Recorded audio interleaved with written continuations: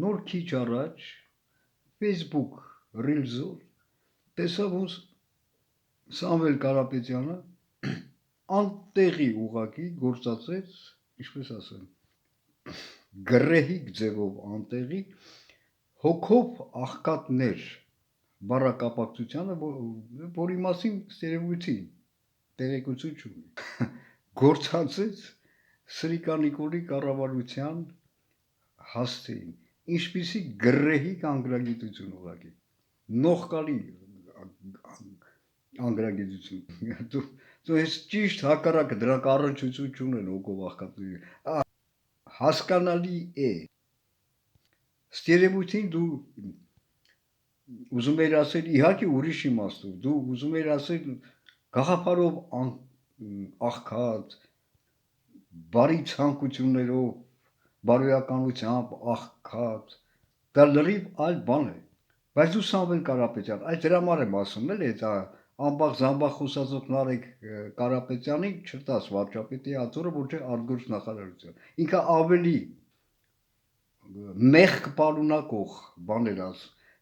հետո միգուցե, ինչպես կարող ես, քրիստոն ես, չէ դուք ես կոչում,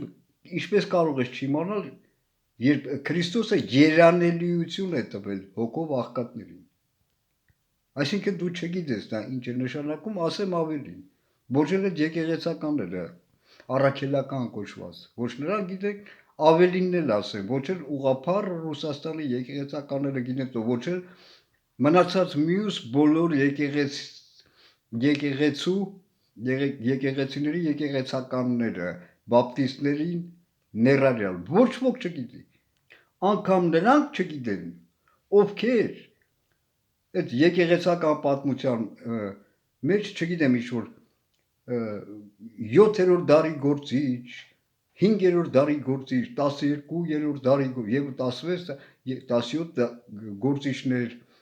որոնց աշխատությունները պահպանվել են, անգամ նրանք չգիտեն, ինչ է նշանակում հոգով աղքատներ, որոնց երանելիություն է տվել Հիսուս Քրիստոսը։ Չգիտեմ, եթե ժամանակ գտնեմ, ես իհարկե կասեմ, ինչ է դա նշանակում։ Միայն ոչ թե պղծարար, սրիկա այլես սրիկաները, նողկալի պղծարարը, դա Բեթհովենի, Լյուդվիգ վան Բեթհովենի նման մարդկանց նկատի ուներ։ Հիսուս Քրիստոս, առանցին եթե ժամանակ գտնեմ, ես կասեմ, ինչ է դա նշանակում։ Տեսնում եք, անկախ ամենից։ Այդ սրա համար ասեցի ես, այդ Նարեկ Կարապետյանին այնպես բաներ ա խոսում, որ դա ոչ միայն դա մեղք է, սա անկախ ամենից։ Եթե խորհրդատու է պետք, կրկնում եմ, իմ անձամբ ինձ ոչինչ հարկավոր չէ, ոչ մի լումա գումար, ոչ մի պաշտոն եւ այլն։ Ես հայաստանյան կյանքի պետության կառավարման ցանկացած բնակավարում պատրաստ եմ խորհուրդներ,